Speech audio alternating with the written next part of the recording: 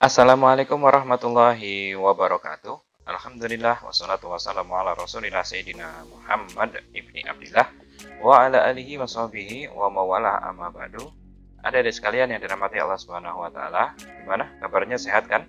Nah, pada kesempatan kali ini saya akan melanjutkan kuliah dan materi kita adalah tentang perlindungan varietas tanaman.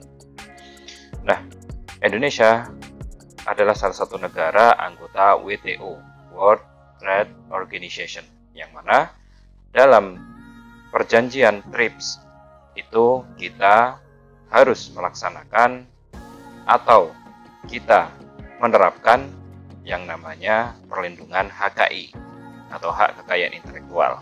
Salah satunya adalah perlindungan terhadap varietas tanaman. Nah, apa saja yang harus dilindungi dan bagaimana perlindungan di Indonesia tentang varietas tanaman? Mari kita bahas pada kesempatan kali ini.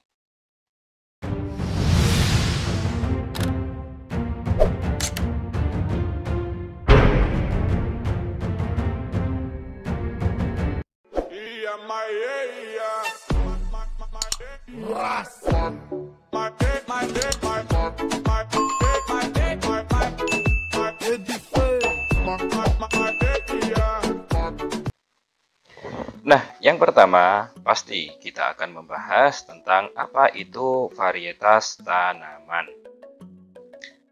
Nah, dalam undang-undang yang di Indonesia, varietas tanaman adalah sekelompok tanaman dari suatu jenis atau spesies yang ditandai oleh bentuk tanaman, pertumbuhan tanaman, daun, bunga, buah, biji, dan ekspresi karakteristik genotip. Nah, genotip itu artinya adalah ciri-ciri fisik yang tidak tampak dari luar akibat evolusi biologis pada organisme, atau kombinasi genotip yang dapat membedakan dari jenis atau spesies yang sama oleh sekurang-kurangnya satu sifat yang menentukan dan apabila diperbanyak tidak mengalami perubahan. Jadi intinya varietas tanaman ini adalah pengembangan jenis-jenis baru. Ya, ada jenis-jenis baru dari berbagai jenis tanaman, yang mana jenis baru tersebut dapat dikembangbiakkan baik dengan biji dan juga jenis baru tersebut berkelanjutan gitu ya, berkelanjutan sehingga mempunyai pembeda dari jenis awalnya. Nah, nanti kita bahas pada contoh-contohnya ya. Kemudian selanjutnya, hak perlindungan varietas tanaman atau PVT, ya disingkatnya PVT, telah tercantum dalam Undang-Undang Nomor 29 Tahun 2000. Nah, yang biasanya disebut UU PVT. Nah, perlindungan varietas tanaman.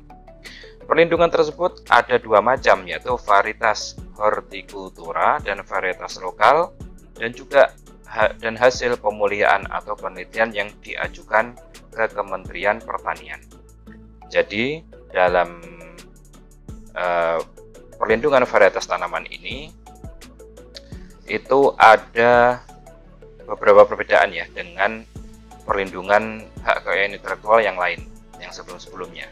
Kalau sebelumnya itu kita mendaftarkannya ke Kementerian Hukum dan Hak Manusia, Hak Asasi Manusia atau Kemenkumham, tapi kalau varietas tanaman itu kita mendaftarkannya ke Kementerian Pertanian. Nah, nanti dalam penyebarannya, dalam penjualannya, brandnya misalnya, itu masuk dalam hak paten, nah gitu ya, masuk dalam hak paten yang mana dilindungi dalam Kemenkumham. Nah, kalau yang varietas tanaman ini masuk ke dalam Kementerian Pertanian. Nah, kemudian selanjutnya dasar hukum. Nah, ini adalah dasar hukum yang ada dalam perlindungan varietas tanaman, yaitu pertama Undang-Undang Nomor 29 Tahun 2000, kemudian yang kedua Permentan Nomor 121. Nah, tentang syarat dan tata cara permohonan pemberian hak PVT, kemudian ada Kementan, nah keputusan Menteri Pertanian Nomor 692.1 tentang susunan keanggotaan dan tata kerja Komisi Banding dan selanjutnya ada yang keempat, Kementan nomor 693.1 tentang susunan keanggotaan dan tata kerja Komisi PVT. Nah, ini bisa diakses semua di situs ya, di webnya Kementan, bisa dilihat di situ. Nah, sekarang saya akan membahas apa sih sebenarnya dan bagaimana sih contoh-contoh dari varietas tanaman yang dilindungi tersebut. Nah, ini adalah salah satu contoh tentang varietas anggur yang terdaftar dalam Kementerian Pertanian ya. Lihat di situ ada beberapa macam anggur. Nah, ternyata anggur yang dapat kita konsumsi ya, mungkin ya nggak sebagian semua kita tahu ya anggur ini. Saya pun juga mungkin kalau di pasar gitu, kalau nggak ada namanya juga nggak tahu gitu kan. Nah, ini adalah salah satu contoh tentang perlindungan hak PVT ya, pada varietas anggur yang terdaftar dalam Kementerian Pertanian. Ya, ini ada beberapa macam ya anggur. Ada yang super, ada yang Kediri kuning, ada yang Bali, Probolinggo biru 81. Itu semua ada kode-kodenya. Dan setiap jenis ini, setiap varietas anggur ini mempunyai satu ya, bentuknya beda, kemudian warnanya juga beda, teksturnya beda, rasanya juga berbeda, kemudian ketahanan tumbuhannya juga berbeda gitu ya, tumbuhnya berapa lama berbuahnya, kemudian tahan terhadap cuaca atau tidak, dan lain sebagainya. Nah, ini salah satu contohnya. Kemudian yang lain, nah ini kita lihat ada beberapa macam pisang ya. Nah, ada Raja Sereh, ada Raja Molo, Raja Bulu, Raja Uli, yang mungkin kita nggak ngeh gitu loh, yang penting pisang gitu. Kemudian selanjutnya ada nih juga pisang tanduk, ada Cavendish, ada Kepok, Raja, Emas, nah macam-macam ya. Contoh yang lain, nah ini adalah salah satu contoh jenis alpukat saja ada berapa macam ini ya, yang ada di Indonesia.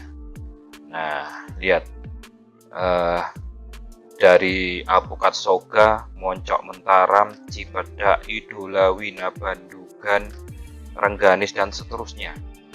Nah, kalau kita banyak dengar atau lihat di YouTube itu kan banyak sekali tentang alpukat, budidaya alpukat ya, seperti alpukat aligator, alpukat macam-macam lah ya, yang mana itu menawarkan jenis, istilahnya dari bentuk buahnya, tekstur dagingnya, warnanya ya. Kalau warna luarnya ya jelas hijau lah ya, tapi warna dalamnya itu kuning atau semi kuning, rasanya itu gurih atau ada manis gurih, ada manis-manis, ada lain sebagainya.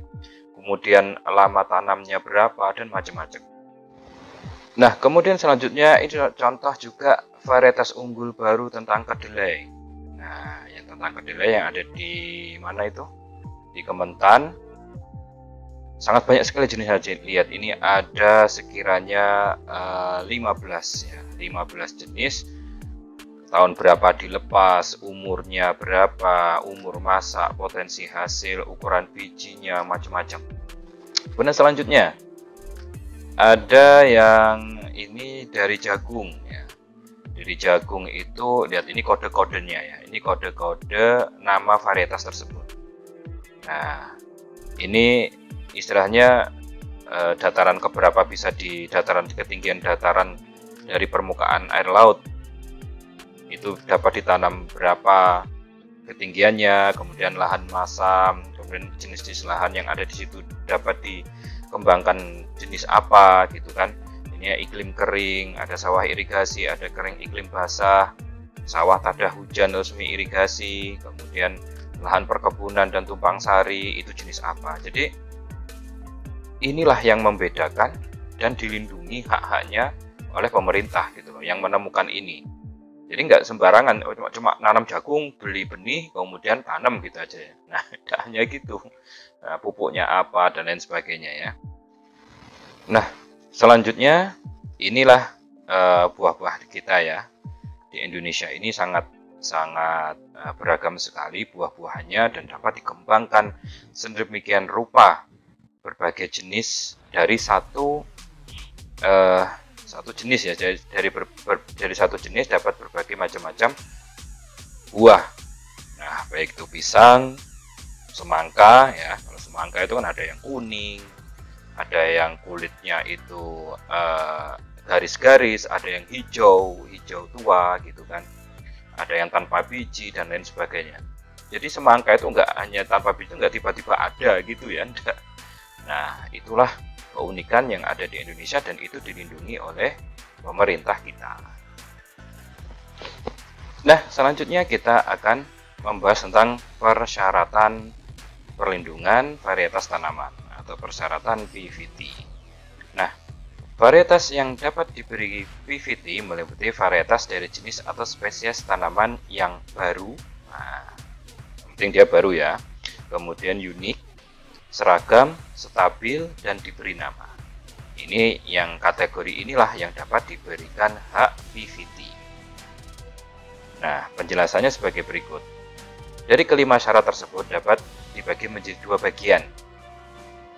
Yang pertama, pemeriksaan non-teknis yang meliputi syarat baru dan diberi nama. Nah, syaratnya baru, yaitu istilahnya tidak ada yang model begitu tadi. Gitu ya. Nah, contoh yang mudah aja misalkan ya, contoh semangka kuning, katakan gitu ya. Nah, itu bisa diberi nama semangka apa itu. Nah, gitu ya, syarat kebaruan tersebut sudah ada warnanya kuning, gitu kan. Kemudian yang kedua, pemeriksaan teknis yaitu yang dilakukan di lapangan atau laboratorium meliputi syarat unik, syarat beragam, dan syarat stabil. Nah, syaratnya unik, kemudian beragam, dan stabil. Nah, terlebih lanjut lagi, syarat baru. Suatu varietas, apa yang dimaksud syarat baru tersebut adalah suatu varietas dianggap baru apabila pada saat penerimaan permohonan hak PVT, bahan perbanyakan atau hasil panen dari varietas tersebut satu belum pernah diperdagangkan di Indonesia. Nah, jadi varietas tersebut belum pernah diperdagangkan di Indonesia. Kemudian yang kedua, jika sudah diperdagangkan, asal tidak melewati batas, yaitu di wilayah Indonesia tidak lebih dari setahun. Nah, atau di luar negeri tidak lebih dari 4 tahun untuk tanaman semusim dan 6 tahun untuk tanaman tahunan. Nah, jadi istilahnya begini adik-adik. Yang namanya persyaratan, yang namanya perlindungan PVT ini ya nggak hanya di buah ya, ada yang di bunga dan intinya yang berkaitan dengan tumbuhan. Dan dia menemukan varietas baru, walaupun itu sama-sama misalkan anggrek atau istilahnya anggrek ya, kalau bunga itu kan anggrek atau bunga apa, kalau yang buah tadi sudah saya contohkan. Jadi di Indonesia itu syarat baru yang disebut, oh ini baru ini yang pertama belum pernah diperdagangkan, yang kedua sudah diperdagangkan asal tidak melewati batas. Nah, kan istilah tanaman itu ada yang semusim, ada yang tanaman tahunan gitu ya. Kemudian selanjutnya ada syarat unik. Nah, syaratnya unik, harus unik ya syaratnya itu. Nah, syarat unik itu yaitu suatu varietas dianggap unik apabila pada tes tersebut dapat dibedakan secara jelas dengan varietas lain berdasarkan perbedaan sifat dan karakter yang keberadaannya sudah diketahui secara umum pada saat penerimaan permohonan hak PVT. Nah, istilahnya ya secara sifat dan karakter berbeda. Nah, seperti tadi, yang sulit itu kadang kita itu kedelai, jagung, padi itu kan banyak sekali itu jenis-jenisnya ya. Nah, itu karena penemuan-penemuan baru. Jagung itu ya gitu-gitu, ya pohonnya ya begitu. Kemudian bentuknya ya begitu. Nah, seperti jagung itu. Akan tetapi jika kita teliti, ternyata ada yang manis, gitu ya. Kemudian ternyata ada yang tahan di lahan seperti ini, tahan di semua cuaca. Ada yang harus begini tanamnya. Nanti kalau tanamnya begini bisa menghasilkan bobot segini. Nah, ini cepat tapi hasilnya rendah. Ini agak lama tapi hasilnya memuaskan. Itulah yang syarat unik bisa didaftarkan. Nah, kemudian yang selanjutnya syarat beragam. Apa itu syarat beragam? Nah, suatu varietas dianggap beragam apabila sifat-sifat utama atau penting pada varietas tersebut terbukti seragam, meskipun bervariasi sebagai akibat dari cara tanam dan lingkungan yang berbeda-beda walaupun tidak 100% sama. Nah, itulah adik-adik. Hal seperti ini jika kalian memang expert, jika kalian memang suka menanam, suka nyoba-nyoba gitu ya, suka istilahnya, oh coba ini dikawinkan dengan ini, dikawinkan dengan ini, apa hasilnya gitu. Nah, dan hal tersebut tidak langsung, oh ini coba kawin dengan ini terus jadi, itu enggak ya. Jadi bermacam-macam, lama lah prosesnya itu ya. Yang banyak mendapatkan sertifikat seperti ini tuh ya, kalau saya lihat ya ada LIPI ya, Lembaga Pengetahuan Indonesia, itu kan mereka melakukan penelitian, menghasilkan varietas baru tentang bunga ini, bunga itu, yang itu unik gitu loh. Nah, kemudian selanjutnya syarat diberi nama. Apa itu syarat diberi nama? Varietas yang diberi perlindungan varietas tanaman harus diberi penamaan yang selanjutnya menjadi nama varietas yang bersangkutan. Jadi diberi nama itu dengan ketentuan bahwa satu, nama varietas tersebut terus dapat digunakan meskipun masa perlindungannya telah habis. Jadi ketika perlindungannya telah habis ya, itu tetap berlaku, si nama tersebut tetap ada gitu loh. Kemudian yang kedua, pemberian nama tidak boleh menimbulkan kerancuan terhadap sifat-sifat varietas. Jadi istilahnya ya kalau apokat ya tinggal ditambahi ya, karena kita misalkan nemukan apokat aligator gitu ya. Bukan berarti yang menemukan aligator enggak, itu hanya istilahnya mungkin kalau dilihat dari bentuknya itu kan hampir sama kayak aligator lah gitu ya. Walaupun enggak seperti itu, enggak. Yang namanya buah kan ya mungkin kayak hewan kan. Kemudian yang ketiga, penamaan varietas dilakukan oleh pemohon hak PVT dan didaftarkan pada kantor PVT di Kementerian Pertanian. Kemudian yang keempat, apabila penamaan tidak sesuai dengan ketentuan nomor 2, maka kantor PVT berhak menolak penamaan tersebut dan meminta penamaan baru. Jadi kalau kita istilahnya menamakannya sesuatu, kemudian kok ini nggak cocok, ini kurang unik, ini kurang nggak bisa membedakan nanti orang, nah itu diberi penamaan baru. Jadi nggak langsung ditolak gitu lah ya. Yang kelima, apabila barang tersebut telah dipergunakan untuk varietas lain, maka pemohon wajib mengganti nama varietas tersebut. Nah, nama varietas yang diajukan dapat juga diajukan sebagai merek dagang sesuai dengan peraturan perundang-undangan yang berlaku. Nah, kalau diajukan menjadi merek dagang ya sudah, berarti ngajukannya di Kemenkumham, di Dirjen Hak Kekayaan Intelektual. Nah, pengecualian dan jangka waktu. Nah, ini ya.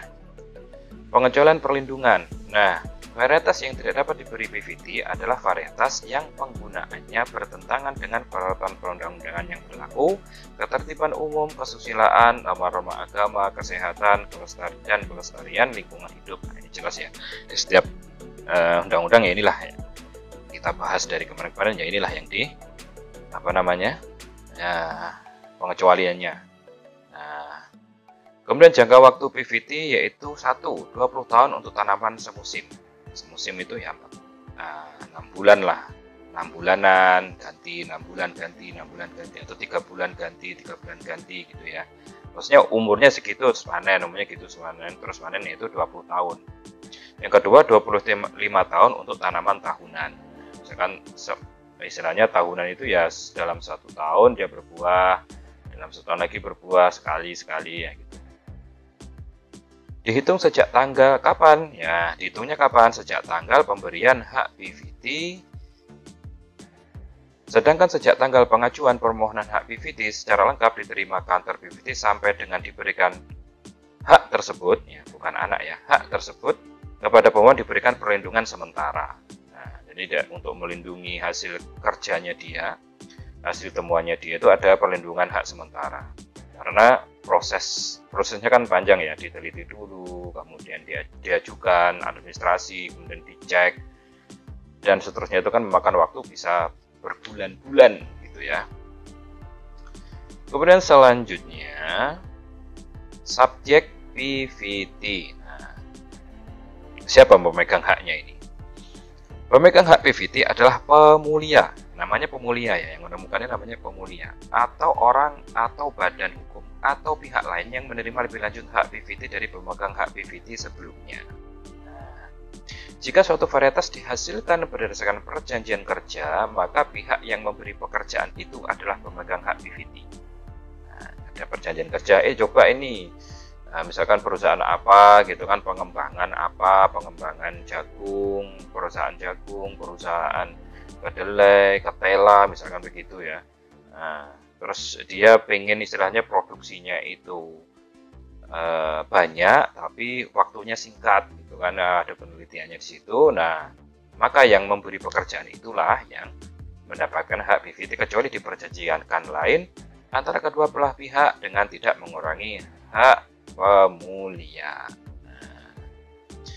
Kemudian selanjutnya, jika suatu varietas dihasilkan berdasarkan pesanan, maka pihak yang memberi pesanan itu menjadi pemegang hak PVT kecuali diperjanjikan lain antara kedua belah pihak dengan tidak mengurangi hak pemulia.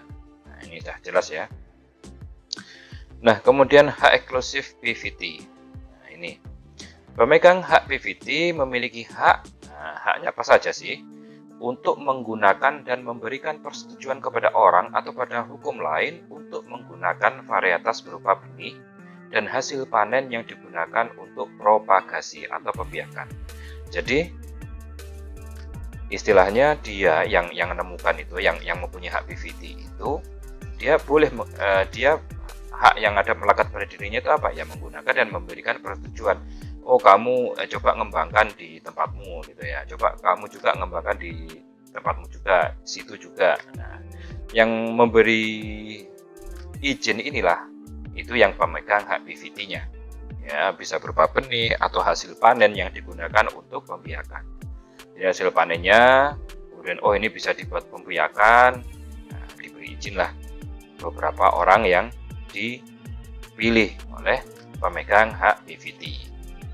Kemudian, ketentuan sebagaimana dimaksud berlaku juga untuk varietas turunan esensial yang berasal dari suatu varietas yang dilindungi atau varietas yang telah terdaftar dan diberi nama varietas yang tidak dapat dibedakan secara jelas. Jadi varietas yang dilindungi dan varietas yang diproduksi dengan selalu menggunakan fasilitas yang dilindungi. Jadi istilahnya ini dari pelindungannya itu kan tidak hanya cuma haknya saja, tapi istilahnya anakannya bawang biaknya itu dilindungi sampai batas waktu tadi ya. Nah, itu yang ada dalam hak eksklusif PVT tersebut. Nah, kemudian selanjutnya hak untuk menggunakan varietas meliputi kegiatan produksi atau memperbanyak benih, menyiapkan untuk tujuan propagasi atau pembiakan, mengiklankan, menawarkan, menjual atau memperdagangkan, mengekspor, mengimpor, mencadangkan untuk keperluan di atas. Nah, jadi ini juga haknya. Nah, menggunakan varietas tersebut, kegiatan produksi dan perbanyak benih dan seterusnya. Nah, itu hak PVT yang melekat, hak eksklusif yang melekat pada seorang pemegang PVT. Penggunaan hasil panen yang digunakan untuk propagasi yang berasal dari varietas yang dilindungi harus mendapatkan persetujuan dari pemegang hak PVT. Tadi sudah dibahas ya. Sedangkan penggunaan varietas yang dilindungi sebagai varietas asal untuk menghasilkan varietas turunan, varietas yang tidak dapat dibedakan maupun penggunaan varietas yang dilindungi secara berulang-ulang untuk menghasilkan varietas lain. Nah, ini juga dilindungi penggunaan varietas sebagai varietas asal untuk menghasilkan varietas atau jenis turunannya. Varietas yang tidak dapat dibedakan maupun penggunaan varietas dilindungi secara berulang-ulang untuk menghasilkan varietas lain. Nah, ini juga dilindungi. Maksudnya dalam jangka waktunya.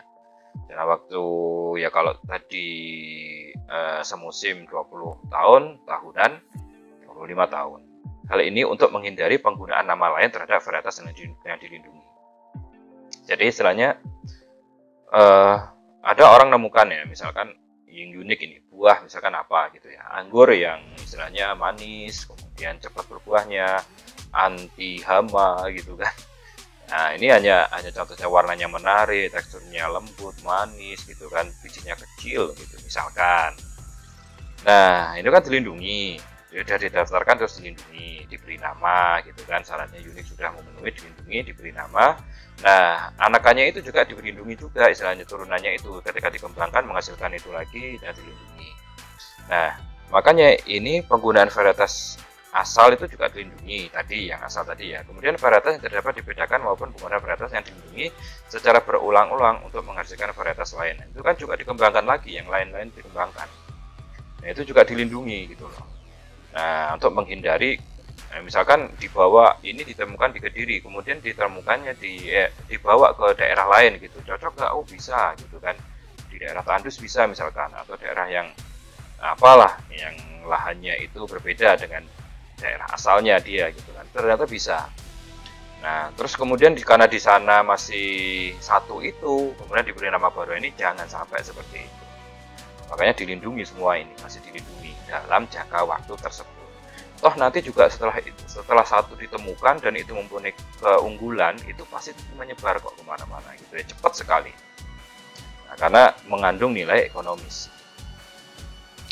Nah, apa saja yang bukan pelanggaran? Tidak dianggap sebagai pelanggaran hak PVT apabila 1. Penggunaan sebagian hasil panen dari varietas yang dilindungi sepanjang tidak untuk tujuan komersial. Jadi selama dia tidak dikembangkan untuk diambil hasilnya kemudian dijual, itu bukan pelanggaran PVT, hanya dikembangkan untuk konsumsi pribadi, untuk konsumsi keluarga, tidak apa-apa. Nah, kemudian selanjutnya penggunaan varietas yang dilindungi untuk kegiatan penelitian, pemuliaan tanaman dan perakitan varietas baru. Nah, untuk kepentingan penelitian tidak apa-apa ya. Itu kan nanti kan misalkan anggur tadi ya disilang-silang lagi, dikawinkan lagi, itu nanti timbullah varietas baru mungkin yang warnanya kuning gitu kan. Nah, anggur warnanya kuning gitu, atau anggur warnanya apa gitu kan, macam-macam. Dan yang ketiga, penggunaan oleh pemerintah atas varietas yang dilindungi dalam rangka kebijakan pengadaan pangan dan obat-obatan dengan memperhatikan hak ekonomi dari pemegang PVT. Nah, ini kalau sudah pemerintah yang istilahnya membutuhkan, nah kita sebagai warga negara yang baik itu tidak melarang dan bahkan kita dorong pemerintah untuk menggunakan hasil penemuan kita, hak yang dilindungi tersebut, sebagai untuk menjalankan program pemerintah seperti pengadaan pangan dan obat-obatan. Nah, itulah yang dilindungi ya dalam varietas tanaman tersebut. Dan ini bukan sebuah pelanggaran dari 3 poin tersebut. Nah, adik-adik sekalian, itulah sekelumit tentang Undang-Undang Nomor 29 Tahun 2000 tentang perlindungan varietas tanaman yang berlaku di negara kita Republik Indonesia. Selama ini belum diamandemen ya, ada perubahan dalam undang-undang tersebut. Nah, maka bagi kalian yang istilahnya mempunyai mempunyai hobi untuk mengembangkan tanaman, hobi menanam, kemudian nyoba-nyoba mengembangkan tanaman dengan kawin silang dan sebagainya, kemudian menemukan formula baru gitu kan, jenis baru, varietas baru. Nah, maka silahkan didaftarkan di Kementerian Pertanian. Nah, karena apa? Itu mempunyai nilai ekonomis dan sebagai penghargaan atas jasa kalian. Maka pemerintah menjamin hak-hak kalian itu ya sebagai warga negara Indonesia. Demikian dapat saya sampaikan pada kesempatan kali ini, dan silahkan kalian mencoba varietas-varietas ya. Bisa dicoba satu-satu lah kayak gitu, anggur, alpukat, coba rasakan betapa kayanya kita negara Republik Indonesia. Demikian dapat saya sampaikan, kurang lebihnya mohon maaf. Assalamualaikum warahmatullahi wabarakatuh.